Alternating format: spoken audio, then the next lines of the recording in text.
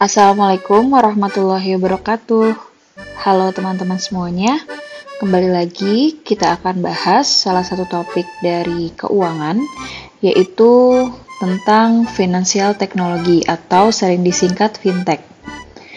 Apa sih yang akan kita bahas? Jadi untuk pembahasan kali ini seputar fintech, kita akan mulai dari pengertian fintech itu sendiri, kemudian bentuk badan hukumnya, kepemilikan dan bagaimana permodalan untuk fintech, kemudian kelebihan dan kekurangan dari fintech, jenis-jenis fintech, dan contoh praktek fintech.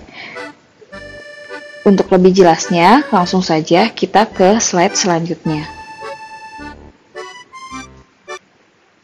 Nah, dimulai dari pengertian. Jadi, menurut OJK atau Otoritas Jasa Keuangan, fintech adalah inovasi teknologi yang diterapkan pada industri keuangan yang dapat memberikan layanan keuangan agar lebih efisien, efektif, dan terjangkau. Jadi sebenarnya penciptaan suatu fintech ini adalah lebih kepada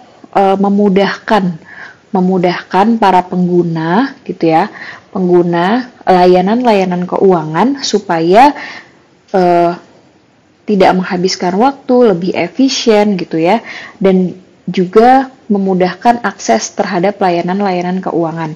Makanya kalau kita pernah atau familiar mendengar adanya istilah inklusi keuangan, nah fintech ini adalah salah satu upaya untuk inklusi keuangan supaya seluruh lapisan masyarakat baik itu di kota maupun di desa itu bisa menjangkau seluruh layanan keuangan yang disediakan oleh pemerintah. Nah, salah satunya adalah dengan adanya teknologi keuangan atau financial technology yang sering disingkat fintech. Jadi kita bisa mengakses baik itu bank maupun lembaga-lembaga keuangan lain selain bank itu secara lebih mudah, secara lebih cepat, dan bisa ditangani dengan tidak membuang-buang waktu seperti itu. Nah, dari segi badan hukum, fintech ini dapat berbentuk badan hukum apapun, baik itu perseroan terbatas atau PT, koperasi, yayasan, maupun usaha mikro kecil dan menengah atau UMKM. Jadi penyelenggaranya ini bisa apa saja. Jadi bisa bentuk PT, koperasi, yayasan maupun UMKM.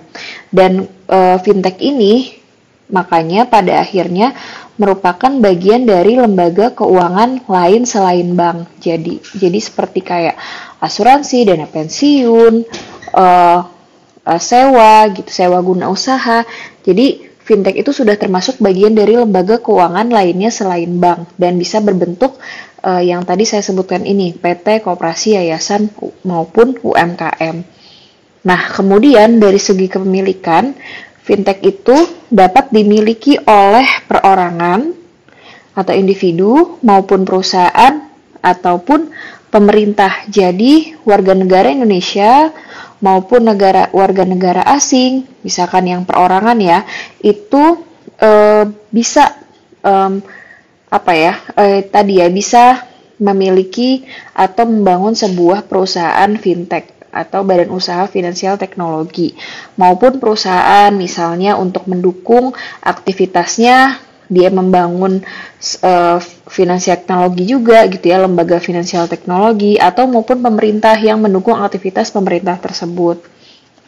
Nah, kemudian dari segi permodalan, fintech biasanya itu dimodali oleh perorangan, perusahaan, dan pemerintah. Jadi siapapun penyelenggaranya, mereka juga harus punya permodalan gitu, modal yang digunakan pada saat ingin mendaftarkan perusahaannya atau badan usaha fintechnya itu sebagai lembaga keuangan.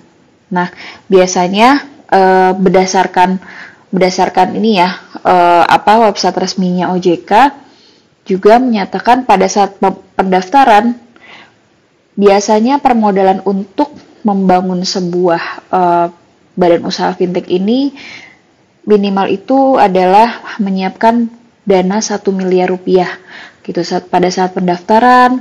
Kemudian nanti ketika saat perizinan gitu ya, permohonan perizinan lisensi itu juga akan ada pendanaan lagi ya gitu. Jadi memang cukup besar modal yang harus dikeluarkan gitu ya, karena ya itu sebenarnya adalah bentuk dari menghindari resiko jika ketika beraktivitas nanti terjadi gagal bayar atau kesulitan keuangan gitu ketika perusahaan fintech tersebut sudah beraktivitas seperti itu. Nah, sekarang kita akan masuk kepada kelebihan dan kekurangan dari fintech. Untuk yang pertama adalah kelebihan dari fintech. Jadi, karena tadi sebenarnya fokus berkembangnya fintech ini atau financial technology ini adalah kemudahan akses, kecepatan, kemudian efisiensi waktu gitu. Jadi di sini ada beberapa poin yang memang mengarah ke sana ya. Yang pertama adalah efisiensi dan efektivitas. Jadi dengan adanya fintech ini dapat meningkatkan efisiensi dan efektivitas layanan keuangan. Jadi kalau kita juga dalam suatu bisnis ya, nah ini sebenarnya memungkinkan untuk merampingkan layanannya gitu. Jadi tidak berbelit-belit gitu ya, prosedurnya itu jadi lebih lebih efisien gitu ya. Jadi nggak yang harus ke sini dulu. Jadi kan kadang tuh orang itu males atau enggan ya berurusan sama lembaga keuangan karena prosedurnya yang terlalu berbelit-belit gitu kan. Nah, sebenarnya dengan adanya fintech ini merampingkan adanya prosedur-prosedur layanan yang kompleks gitu. Pada akhirnya bisa mengefisiensikan waktu dan efektivitasnya juga menjadi baik gitu. Dilihat dari peran lembaga keuangan kayak gitu atau layanan keuangan. Kemudian yang kedua itu adalah aksesibilitas.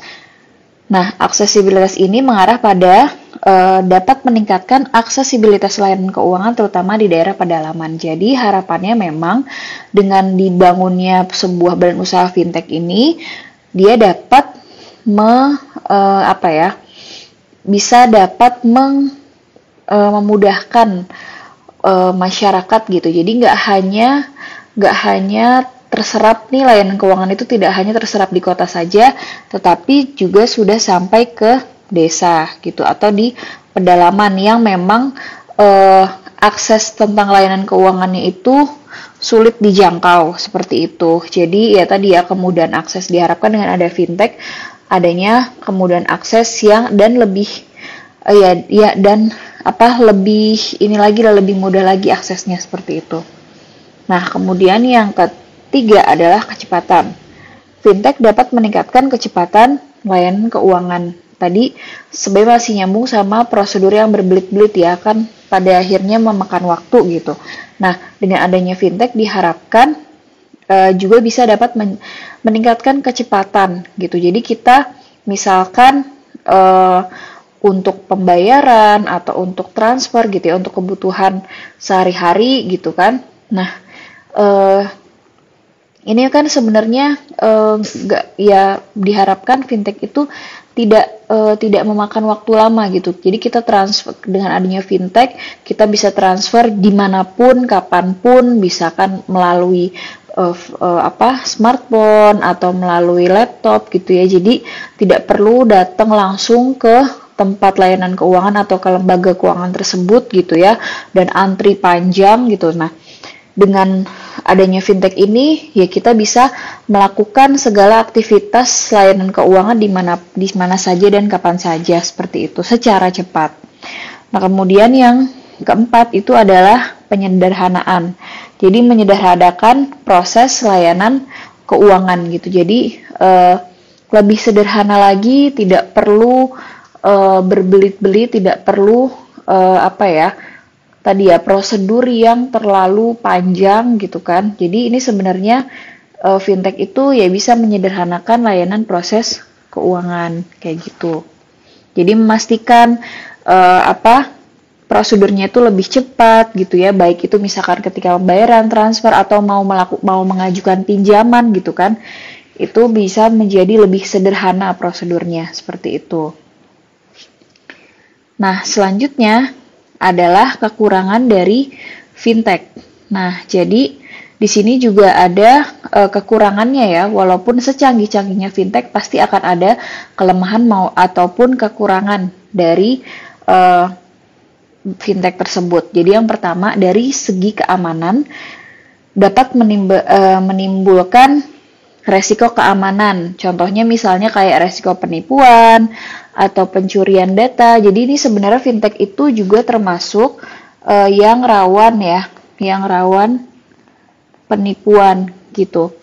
Walaupun misalkan kelebihan fintech itu ya tadi ya tergolong cepat, aman gitu ya. Tapi ya tidak sedikit juga ada perusahaan-perusahaan yang memanfaatkan kelebihan tersebut dengan cara menipu ya bagi memang nasabah atau individu yang yang kurang teliti gitu ya, yang memang hanya menginginkan keuntungan tinggi yang secara instan gitu kan. Nah ini sebenarnya dimanfaatkan sama para penipu-penipu ini dengan menawarkan iming-iming keuntungan tinggi gitu. Makanya di sini juga harus berhati-hati. Maupun resiko pencurian data. Jadi memang harus teliti gitu ya, individu atau nasabah itu harus teliti. Jika memang misalkan ketika pendaftaran atau proses pengajuan diminta dokumen-dokumen yang tidak lazim gitu ya. Jadi misalkan contohnya memasukkan kode apalah kayak gitu. Terus misalkan ditanya yang sangat-sangat pribadi dan sebagainya gitu. Nah, ini sebenarnya patut dicurigai gitu. Pokoknya yang tidak secara umum ditanyakan, ketika itu ditanyakan ya kita harus cross check lagi apakah ini benar-benar aman atau tidak kalau kita memberi data tersebut. Nah, karena kemudian dari segi regulasi ya, karena memang fintech ini berkembang pesat, sangat cepat dan pesat di Indonesia terutama yang menjadi fokus kita. Makanya dari segi regulasi pun sebenarnya masih dalam maksudnya memang ada regulasi, sudah ada regulasi yang mengatur, sudah ada badan pengawas juga untuk badan usaha fintech ini gitu ya. Tapi memang masih baru gitu, masih perlu mungkin banyak revisi atau masih banyak yang perlu dievaluasi gitu. Karena ya tadi, karena berkembangnya fintech ini terlalu sangat cepat gitu, pada akhirnya ya pemerintah ya agak kewalahan ya, dan memang karena ini tergolong baru gitu ya, sesuatu yang baru, ya pemerintah juga masih terus tetap mengkaji gitu dan meraba bagaimana kedepannya, prospek kedepannya tentang badan usaha ini gitu. Jadi memang kalau dibilang masih ada ketidakpastian hukum itu pasti masih ada, karena ya tadi ini adalah lembaga keuangan yang cukup baru gitu ya, tidak seperti bank yang sudah ada berabad-abad yang lalu gitu kan. Pasti memang dari segi kebijakan regulasi sudah kompleks, sudah kuat gitu ya, sudah cukup kuat gitu. Tidak seperti fintech yang memang menyebar secara cepat, dan memang pemerintah harus segera terus-menerus mengkaji dan mengevaluasi dari segi regulasi untuk fintech ini, seperti itu. Nah, jadi sebenarnya cara yang paling aman adalah kita pilih memang lembaga fintech yang sudah terlisensi oleh OJK atau Otoritas Jasa Keuangan, karena ya kalau sudah terlisensi berarti memang sudah diawasi OJK, kemudian dia sudah mengikuti peraturan-peraturan yang memang harus dilaksanakan gitu ya, sudah diatur sama OJK dan dia harus menuruti itu gitu. Biasanya kan kalau lembaga-lembaga terlisensi itu memang lebih akan dilindungi gitulah, setidaknya ada pertanggungjawabannya, bukan lembaga-lembaga liar gitu ya yang tidak terlisensi gitu, tidak ada perizinan juga dari OJK. Nah, ini kan sebenarnya merugikan masyarakat juga kalau lembaga-lembaga ini tidak terdaftar atau terlisensi di Otoritas Jasa Keuangan. Ya bisa merugikan kita juga kalau ternyata tiba-tiba uang kita dibawa atau ternyata dia tidak bertanggung jawab apabila terjadi penyelewengan seperti itu kan. Kita tidak bisa mengklaim gitu, karena yaitu kesalahan kita sendiri, orang tidak diawasi OJK, dia tidak terlisensi OJK, kenapa kita masih daftar atau berhubungan sama lembaga tersebut kayak gitu. Jadi tidak bisa dipertanggungjawabkan juga kayak gitu. Nah, selanjutnya kita akan masuk kepada jenis-jenis fintech. Jadi fintech itu sebenarnya bermacam-macam jenisnya ya, tergantung dari kebutuhan atau aktivitas apa yang kita lakukan dengan memanfaatkan teknologi keuangan ini atau fintech ini. Jadi yang pertama, jenis fintech yang pertama adalah pembayaran. Jadi ini fokus pada layanan pembayaran seperti transfer uang atau bayar tagihan gitu ya. Misalkan kalau kita mau bayar tagihan listrik gitu ya, misalkan bisa pakai misalkan kayak GoPay atau ShopeePay atau misalkan kayak OVO gitu ya, atau Sendit misalkan kita mau belanja gitu kan biasanya atau Doku gitu kan. Nah, ini sebenarnya adalah layanan-layanan pembayaran gitu, kita bayar-bayar ataupun transfer kalau kita beli sesuatu. Nah, ini beberapa contoh fintech yang bisa digunakan ya tadi ya, GoPay, ShopeePay, OVO, Sendit, Doku dan lainnya. Nah, kemudian dari segi kalau kita mau melakukan pengajuan pinjaman gitu, jadi juga ada fintech ya yang memang melayani jasa pinjaman. Contohnya adalah kayak pinjaman online dan peer-to-peer lending. Nah, ini sebenarnya sangat familiar ya, karena memang ketika fintech berkembang, layanan pinjaman ini juga menjadi favorit para masyarakat gitu ya, karena baik itu pinjol atau peer-to-peer, ini persyaratannya sangat mudah prosedurnya gitu ya. Jadi kita mencari yang mau meminjam uang pada kita tanpa harus datang atau tatap muka gitu ya. Terus uangnya juga bisa masuk gitu.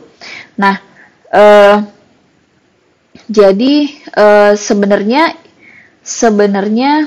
ini mempertemukan antara pemberi pinjaman dan pencari pinjaman dalam satu platform, walaupun tapi tidak tatap muka gitu. Jadi pada akhirnya nanti ketika si pemberi pinjaman ini mendapat keuntungan berbunga atau margin dari dana yang dipinjamkan gitu. Jadi keuntungannya tuh kedua belah pihak. Orang yang butuh pinjaman dia dapat pinjaman, orang yang memberi pinjaman dia akan dapat keuntungan yang berasal dari pengembalian si peminjam tadi gitu. Nah, kemudian selanjutnya adalah jenis fintech yang berlandaskan investasi gitu. Jadi ya memang layanan-layanan untuk investasi. Contohnya misalkan reksadana online atau trading saham. Jadi kalau kita mau investasi, kita nggak perlu datang lagi daftar ke bursa efek gitu ya.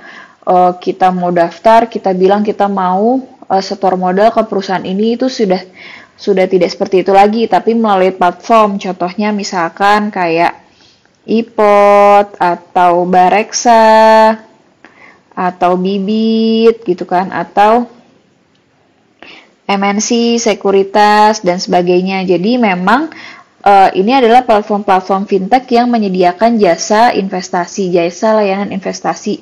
Jadi kita bisa berinvestasi secara online. Kita download aplikasinya aja, aplikasi fintech tersebut gitu ya, di salah satunya entah itu iPod, Bareksa, Bibit atau MNC Sekuritas. Nah, kita sudah bisa langsung memilih investasi apa yang akan kita pilih, produk keuangan mana, produk pasar modal mana yang akan kita pilih seperti itu. Nah, kemudian selanjutnya adalah jenis fintech yang fokus pada layanan asuransi. Misalkan asuransi kesehatan, asuransi kendaraan, itu juga sudah ada aplikasinya gitu. Jadi kita kalau misalkan mau daftar asuransi, itu juga sudah bisa melalui itu gitu ya. Entah itu asuransinya untuk jenis kesehatan maupun asuransi kendaraan gitu. Nah, jadi sebenarnya keunggulan lainnya gitu ya, kalau kita menggunakan jenis-jenis fintech ini, di setiap aplikasi itu ternyata juga sudah ada seperti penasihat gitu. Robot penasihat gitu. Jadi bilangnya seperti robot penasihat. Jadi kalau misalkan saya contohkan untuk investasi ya, biasanya sudah ada robot penasihat yang menyatakan kira-kira kita sebenarnya profil resikonya tuh seperti apa. Orangnya tergolong risk averse atau yang menghindari resiko gitu ya, atau yang menyukai resiko. Jadi nanti akan ditampilkan juga sama si penasihat robot penasihat ini loh investasi ini yang cenderung resikonya rendah atau misalkan resikonya tinggi. Kita juga bisa lihat chartnya di aplikasi tersebut, misalkan pokoknya informasinya sudah cukup jelas gitu ya untuk bisa memilih lebih baik lagi investasi mana yang akan dipilih. Terus juga biasanya dikasih tahu nih ada informasi, ada top winner, top gain sama top losser. Jadi misalkan nih pada periode ini kira-kira saham-saham yang menduduki keuntungan tertinggi atau kapitalisasi pasar tertinggi itu saham apa saja, itu biasanya ditampilkan juga informasinya. Jadi memang sangat membantu ya fintech ini karena tadi adanya robot penasihat gitu, robot penasihat. Nah ini sebenarnya otomatis gitu.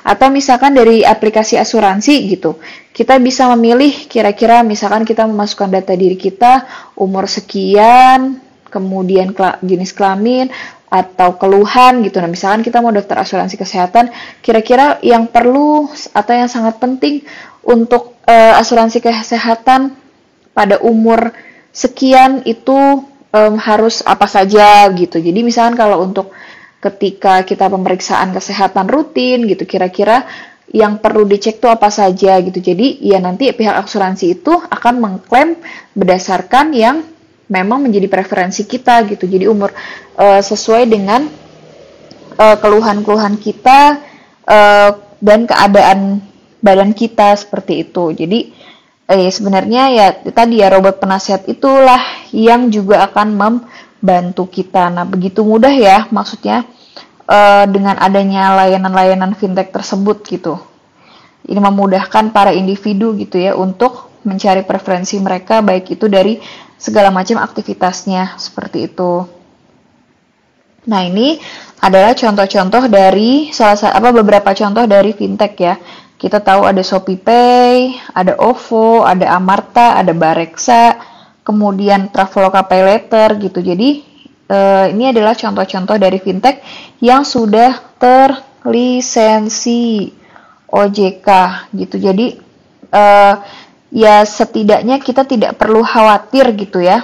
Kita melakukan pembayaran atau melakukan transfer gitu ya melalui beberapa yang saya cantumkan di sini, contoh-contoh fintech yang saya cantumkan di sini karena memang sudah terlisensi dengan OJK seperti itu. Nah, dan sebenarnya masih banyak lagi ya, gitu, masih banyak lagi. Tapi ya ya ini sebenarnya memudahkan teman-teman untuk memilih gitu. Jadi jangan sampai terpengaruh dengan layanan fintech lainnya yang ternyata tidak terlisensi OJK. Walaupun memang dari segi iklan atau dari segi iming-imingnya gitu ya, dijabarkan satu persatu itu memang menggiurkan gitu. Nah sebenarnya kan yang dikhawatirkan seperti itu, terlalu fokus pada keuntungan, mendapatkan keuntungan tinggi secara cepat gitu. Nah akhirnya orang-orang jadi tidak berpikir jernih gitu. Oh ini dia udah jelas kok ngasih gitu, ngasih keuntungan dan sebagainya gitu. Padahal sebenarnya mungkin hanya di awal-awal saja dikasih keuntungan tinggi, tapi selanjutnya mungkin bisa jadi uang kita dibawa lari gitu. Jadi ya harus diperhatikan baik-baik, terutama ya yang beredar sekarang itu kan dengan maraknya fintech fintech gitu ya di Indonesia, penipuan juga semakin tinggi, pinjol dan sebagainya, pinjol-pinjol liar yang memanfaatkan para individu-individu yang memang literasinya kurang atau kurang teliti dalam dia dalam memahami prosedur seperti apa, hanya melihat keuntungan semata kayak gitu. Jadi ya berhati-hatilah dan memang pilihlah memang lembaga-lembaga fintech ini yang sudah dalam pengawasan lembaga pemerintah seperti OJK, seperti itu. Nah, jadi pada kesimpulan ya sebenarnya fintech itu memiliki potensi untuk meningkatkan efisiensi, efektivitas, dan aksesibilitas terutama dalam layanan keuangan. Namun juga fintech itu bisa menimbulkan resiko keamanan dan regulasi yang perlu diperhatikan. Ya tadi ya, walaupun memang memudahkan kita, tapi kita jangan sampai terlena gitu ya, karena pasti akan ada resiko-resiko yang kita hadapi. Makanya gimana caranya supaya kita bisa meminimalisir resiko tersebut? Ya kita terus-menerus mencari informasi, mencari wawasan terkait fintech yang akan kita gunakan sebagai pendukung kita dalam aktivitas di layanan keuangan seperti itu. Oke, mungkin itu saja yang bisa saya sampaikan terkait dengan fintech. Terima kasih teman-teman yang sudah menyimak. Jika ada yang ingin diskusikan atau ingin ditanyakan, silahkan chat saja di kolom komentar. Demikian yang bisa saya jelaskan. Terima kasih, saya tutup. Wassalamualaikum warahmatullahi wabarakatuh.